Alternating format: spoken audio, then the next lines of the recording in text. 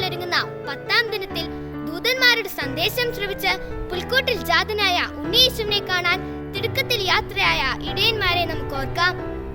ദൈവിക സ്വരങ്ങൾക്ക് മുമ്പിൽ സംശയത്തിന്റെ നിഴൽ വീഴിക്കാതെ നിഷ്കളങ്കതയോടെ വിനയത്തോടെ പുൽക്കൂട്ടിൽ ജനിച്ച രാജാതിരാജനെ ദർശിച്ച ഇടയന്മാരെ പോലെ ദൈവിക വിശ്വാസത്തിൽ അടിയുറച്ചു നിന്ന് ദൈവിക സ്വരങ്ങൾക്കായി കാതോർക്കാം.